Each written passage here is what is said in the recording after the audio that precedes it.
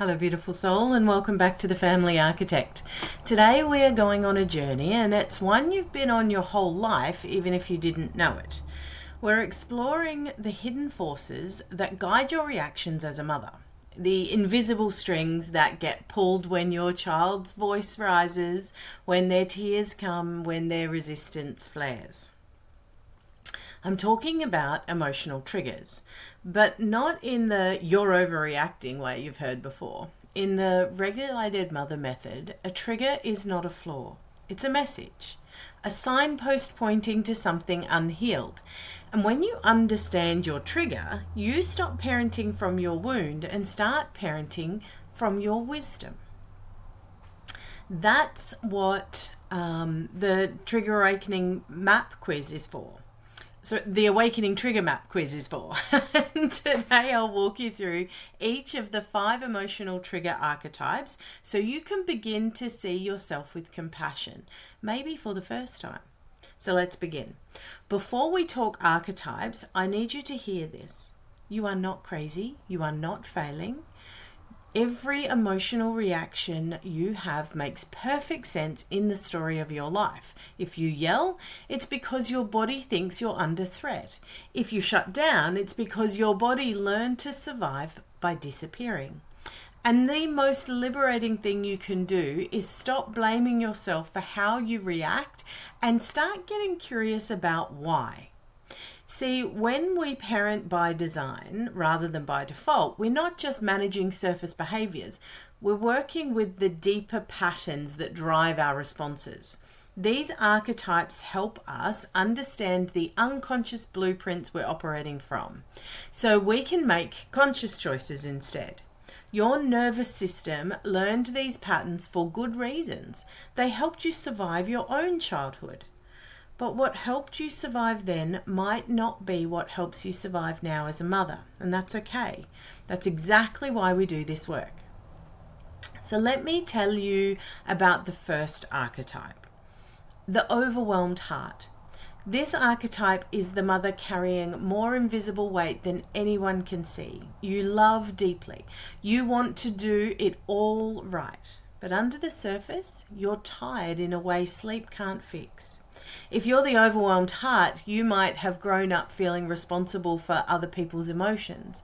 Maybe you were the peacekeeper in your family, the one who made sure everyone was okay. Maybe you learned that love meant taking care of everyone else's needs before your own. Your trigger is helplessness. That feeling that no matter how hard you try, it's never enough. It might hit you when your child is crying and nothing you do helps. When you've tried every parenting strategy and your kid still struggles. When you look around your house and see mess everywhere and feel like you're drowning. When the overwhelmed heart reacts, it might look like tears, over-apologizing or snapping, and then feeling crushing guilt. You might say things like, I'm such a terrible mother. Or, I can't do anything right. You carry everyone else's pain in your body and it exhausts you. Let me tell you about Sarah, an overwhelmed heart. She came to me after her 4-year-old started having daily meltdowns. Every strategy she tried failed. She was taking his struggles personally, believing it meant that she was failing him. She'd lie awake at night Googling parenting advice, convinced that there was something she should be doing differently. When we worked together, Sarah realized she'd been carrying the weight of her son's emotional development as if it was entirely her responsibility. Her healing path involved learning to feel safe while not doing everything. Building nervous system capacity so her heart didn't have to carry it all alone. She had to learn that her child's struggles weren't evidence of her failure, but part of his natural development. Now, let's talk about the silenced child. If this is you, your triggers are echoing from a time when your own feelings weren't safe to express. You learned to be the good one, the easy one. You swallowed your truth to keep the peace. Maybe you had a parent who was overwhelmed, depressed, or explosive, and you learned that your needs were just one more burden. Maybe you were told to be grateful or stop being dramatic when you tried to express your feelings. Maybe you learned that love was conditional on being easy to manage. Your trigger is shame. The feeling that you're too much or not enough all at once. It might show up when your child has big emotions and you feel panic about setting them off, when you need to ask for help but your words stick in your throat, when you want to say no but something but feel guilty even thinking it. When you react, you might shrink, withdraw, or over-explain to avoid conflict. You might say sorry constantly, even when you haven't done anything wrong. You might agree to things you don't want to do because saying no feels impossible. Emma was a silenced child. She came to me because she couldn't set boundaries with her kids or her partner. She said yes to everything, did everything, and then felt resentful and overwhelmed. But asking for what she needed felt scary and selfish. Her healing path involved giving herself permission to be heard, speaking her needs out loud even when her voice shook, learning that her feelings and needs were valid, not burdensome. She had to practice saying no in small ways before she could hold bigger boundaries. The third archetype is the hidden rage. This archetype holds years of unspoken anger, anger that was never allowed, anger that became armor. If you're the hidden rage, you might have grown up in a family where anger was dangerous, where expressed frustration led to punishment or abandonment. Your trigger is disrespect, real or perceived. It's not that you hate your kids. You just feel an almost physical jolt when boundaries are crossed or your efforts are dismissed. It might hit when your child talks back, when they don't listen after you've repeated something multiple times, when they seem to take your love for granted. When you react, it can be explosive, a sharp raised voice, sharp words, followed by immediate regret. You might feel like a volcano that erupts without warning. The anger feels bigger than the situation because it's not just about today. It's about all the times you swallowed your feelings, all the times you weren't heard. Jessica was hidden rage. She'd been the perfect daughter, never talked back, never caused problems. But as a mother, she found herself yelling at her kids over small things and then hating herself for it. She couldn't understand where all this anger was coming from. Her healing path involved creating spaces where her anger could be expressed without harm. Learning to soften without losing her strength, she had to understand that her anger was information, not just inconvenient emotion. It was telling her about boundaries that needed to be held and needs that weren't being met. Let's talk about the Hypervigilant Protector. You don't miss a thing. You anticipate danger before it happens. You've been the safe one for so long that you don't know how to relax. Maybe you grew up in chaos with addiction or mental illness or just emotional unpredictability. Maybe you learned that if you could just stay alert enough, you could keep everyone safe. Your trigger is fear, especially when your child's emotions feel too big for you to hold. It might show up when your child starts crying and you immediately go into fix-it mode. When they're upset, you can't tolerate this discomfort, the discomfort of not knowing how to help, when everything feels out of control. When you react, it might be over-control, micromanaging, or shutting things down before they get messy. You might interrupt your child's emotional process because their big feelings activate your alarm system. You might hover, worry constantly, or create rigid rules to try to prevent problems. Lisa was a hypervigilant protector. She monitored her children's moods constantly, trying to prevent meltdowns before they happened. She couldn't sit still when her kids were struggling because their distress felt like an emergency that required immediate action. Her healing path involved learning to let her nervous system rest, trusting that she could be safe without being on guard constantly. She had to learn that her children's emotions weren't dangers to be prevented, but experiences to be supported through. Finally, we have the Numb Resigner. This one is about disappearing.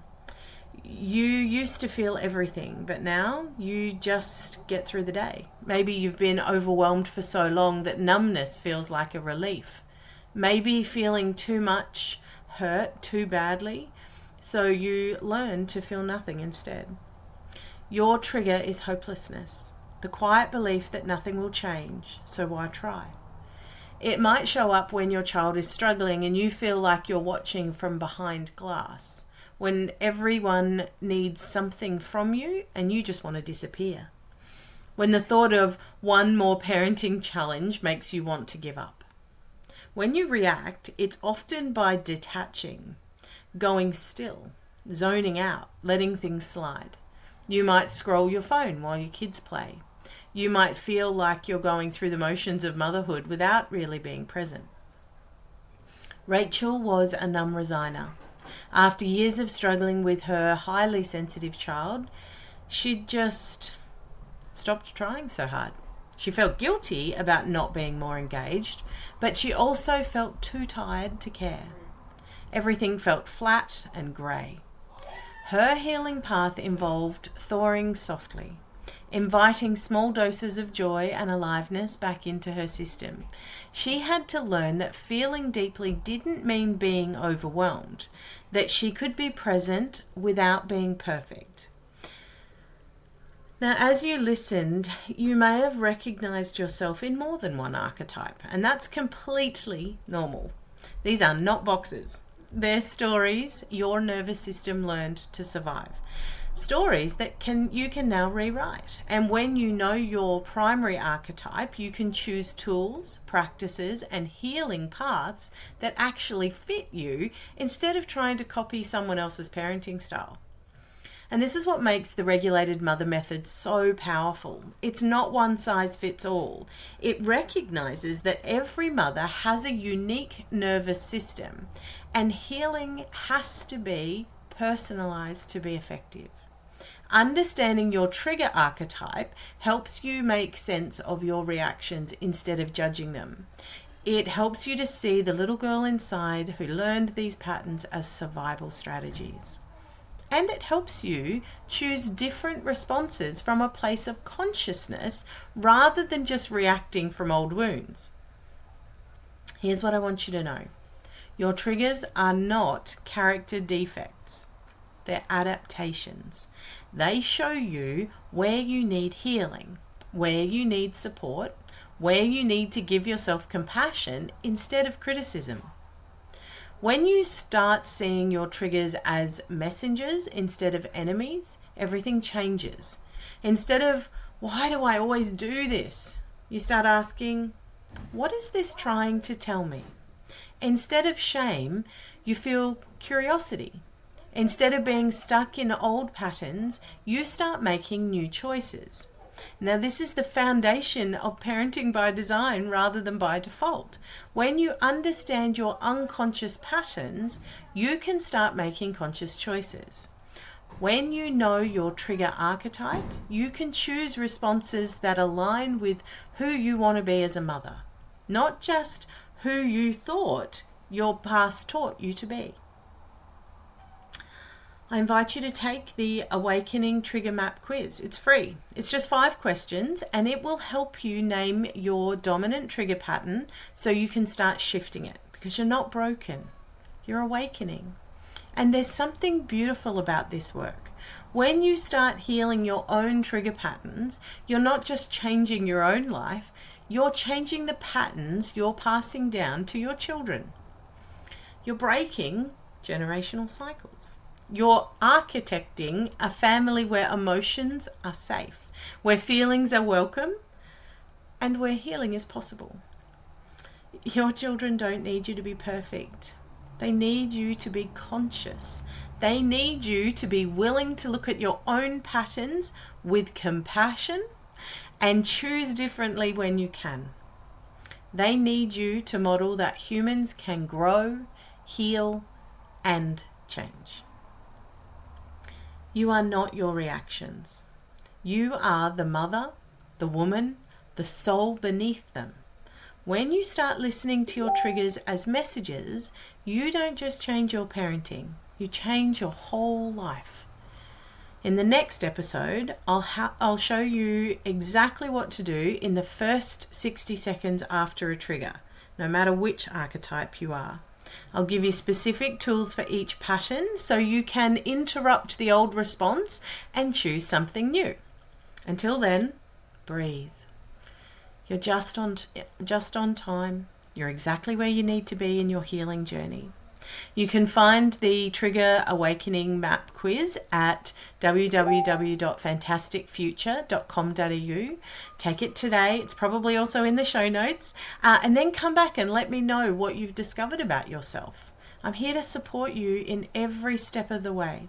And if the Family Architect podcast is helping you understand yourself and transform your parenting, please take a moment to follow the show and leave a review. Your words help other mothers find this work. And honestly, they remind me of why I'm so passionate about helping women architect families rooted in consciousness and connection. Share this episode with a mother who needs to hear it. Post it in your mum's group. Send it to a friend who's struggling. This work spreads through mothers supporting mothers, and you might be exactly the person someone needs to hear from today. Thank you for being here, for having the courage to look within, for choosing healing over hiding. You're doing sacred work. Until next time, love.